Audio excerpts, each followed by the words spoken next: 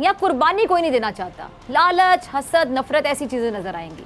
Subscribe करें और bell दबाएं ताकि कोई खबर रह न जाए। ऑपोजिशन शायद ये चाहती है कि किसी तरीके से ऐवान का इमरान खान पर जो एतमाद है वो छीन लिया जाए। क्यों?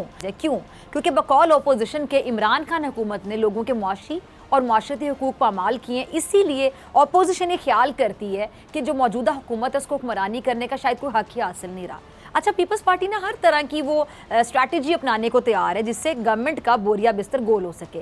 बिलावल ने जो 27 फरवरी को हुकूमत के खिलाफ इस्लामाबाद मार्च की कॉल दी है, लेकिन साथ ही वो ये इशारा भी दे रहे हैं कि अगर इस बात के इम्कानात पैदा हो जाते हैं, अगर कि हुकूमत के खिलाफ ऐवान में अदम एतमाद की तहरीक लाई जा सके तो पीपल्स पार्टी उसमें अपना किरदार अदा करेगी। लेकिन इन हाउस तब्दीली ऑपोजिशन के लिए एक बखेड़ा भी बनती चली जा रही। क्योंकि अभी आपने हाल ही में देखा कि ऑपोजिशन सेनेट में अक्सरियत होने के बावजूद हुकूमत को बिल पास कराने से रोक नहीं सकी। तो अब इन हालात में ऑपोजिशन का एतमाद जब आपस में बढ़ने की बजाय मजीद कम हो रहा है, तो यहाँ तक कि पीपल्स पार्टी की सफ़ों में भी आपको पता है इख्तिलाफात सामने आ रहे हैं और पीपल्स पार्टी के जो लोग हैं वो अपनी ही जमात को कह रहे हैं कि हमें शक की नज़रों से देखा जा रहा है कि हम हुकूमत का अंदर खाते साथ दे रहे हैं। तो ऐसे में अवाम कैसे ये समझे, कैसे समझेगी अवाम कि जी हम हुकूमत गिराने के लिए संजीदा हैं। अब ये कह रहे हैं, अब शायद इसीलिए यूसुफ रज़ा गिलानी साहब ने जो उनकी तरफ उठती हुई जितनी भी उंगलियां हैं उनको देखते हुए समझते हुए सेनेट से जो ऑपोजिशन लीडर का ओहदा छोड़ देने का ऐलान किया है, ये उनका एक बड़ा ऐलान है। और अपना इस्तीफ़ा उन्होंने चेयरमैन पीपल्स पार्टी बिलावल ज़रदारी साहब को भिजवा भी दिया। अब शेख रशीद साहब दावा कर रहे हैं कि जो ऑपोजिशन की सफ़ों के अंदर से 14 से 15 लोग इमरान खान के साथ खड़े हैं और शायद यही वजह है कि कौमी असम्बली के बाद सेनेट से भी हुकूमत का हर बिल मंजूर हो जाता है। अच्छा, शेख साहब क्या कहते हैं कि ऑपोजिशन हुकूमत के खिलाफ कुछ नहीं कर रही। बिलावल ज़रदारी 27 फरवरी को आएँ और बाकी भी 23 मार्च को आएँ और फजल आने का शौक़ है तो वो भी आ जाएं। यानी हुकूमत को धरनों से, लॉन्ग मार्च से कोई टेंशन, कोई परेशानी नहीं है। हुकूमत बड़ी पुरएतमाद है कि जी ऑपोजिशन ने हर वक्त हुकूमत का भरपूर साथ दिया। साथ नहीं, सिर्फ भरपूर साथ वो कह रहे दिया और ये ऑपोजिशन हुकूमत के साथ मिली हुई। यहाँ तक उन्होंने कह दिया, बड़ी बात है जो कर रहे हैं। यानी सिराजुल हक साहब की बात का सीधा मतलब अगर निकाला जाए तो ये बनता है कि जी ऑपोजिशन जानबूझकर अक्सरियत में होने के बावजूद हुकूमत के बिल पास कराने में रुकावट नहीं बनी। और सिराजुल हक साहब यहाँ तक कह रहे हैं कि जी हुकूमत ने जो स्टेट बैंक को IMF के पास गिरवी रखवाया, ये बहुत बड़ी गद्दारी की है।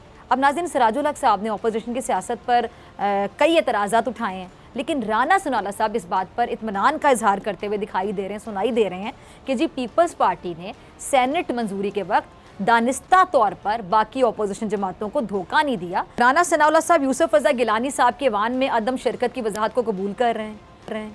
हालांकि पीपल्स पार्टी के कुछ लोग उनकी अदम दस्तयाबी पर उनसे खफा हैं, नाराज़ हैं, लेकिन राना सनाउल्लाह साहब बड़े मुतमईन नज़र आ रहे हैं। अब पीपल्स पार्टी से मुतालिक राना साहब की जो राय है वो ज़ाती है या फिर पार्टी पॉलिसी है, ये तो वाज़ेह नहीं है। लेकिन एक बात वाज़ेह है, बड़ी क्लियर है, वो क्या कि जी नून लीग और पीपल्स पार्टी एक दूसरे की तरफ, वो कहते हैं ना, बड़ा फूंक फूंक कर कदम रखना, ये सिचुएशन है।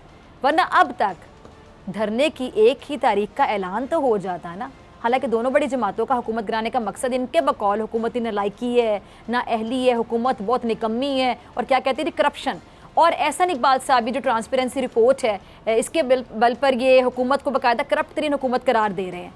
जब अपोजिशन जमातों का मकसद और वो नज़रिया जो होता है वो एक ही है, तो फिर एक सवाल उठता है, वो क्या कि जी अपोजिशन को अब इंतज़ार किस चीज़ का है। नून लीग कहती है कि सेनेट में पीपल्स पार्टी उनके साथ हाथ कर गई, ये लॉन्ग मार्च का शौक़ भी पूरा कर लें। तहरीक इंसाफ जनूबी पंजाब सूबे के लिए संजीदा है। शहबाज शरीफ और बिलावल को दावत दे दी है, मुखालिफिन को आवाम का दर्द अगर है तो हमारा साथ दे दें। अच्छा, ये शाह महमूद कुरैशी थे ना जिन्होंने शेख रशीद की तरह पहले ही ये पेशगोई कर दी थी कि जी PDM एक गैर फितरी इत्तेहाद है जो कि जी पानी का बुलबुला साबित होगा। और कुरैशी साहब का आज भी अपोजिशन से मुतालिक वही बयान है। अब जहाँ हुकूमत की परफॉर्मेंस पर आवाम बाकायदा नज़रें जमाई हुई बैठी हुई है, वैसे आवाम अपोजिशन से भी मस्बत सियासत की उम्मीद रखती है। लेकिन अपोजिशन आपको पता है मुसलसल हुकूमत के हर काम में कीड़े निकाल रही है, जिसमें नहीं निकालने बनते उसमें भी निकाल रही है। लेकिन मसाइल का हल बताने को कोई तैयार नहीं है। यानी कोई तजावीज़ ही दे दें, कोई हल है, इतना आवाम का दर्द आपको सता रहा है तो आप कोई अपनी तजावीज़ दे दें। हसन खाबर साहब का कहना है कि तहरीक इंसाफ डील करने वाली जमात नहीं है, कौम के मुजरिमों से कोई डील हो ही नहीं सकती। पार्लियामेंट में ऑपोजिशन का हाल सबने देख लिया और ऑपोजिशन ना पार्लियामेंट के अंदर कुछ कर सकती है और ना ही बाहर कुछ कर सकती है। अच्छा, गौरतलब बात यह कि ऑपोजिशन हुकूमत पर करप्शन के इल्ज़ामात लगा रही है, जबकि हुकूमत तो शुरू से ही ऑपोजिशन को मुल्क का लुटेरा करार दे रही है और हुकूमत ये समझती है कि जिस दिन ऑपोजिशन को एनआरओ मिल गया उस दिन ऑपोजिशन महंगाई पर शोर डालना बंद कर देगी। माफिया है और माफिया की करप्शन आए रोज़ बेनकाब हो रही है।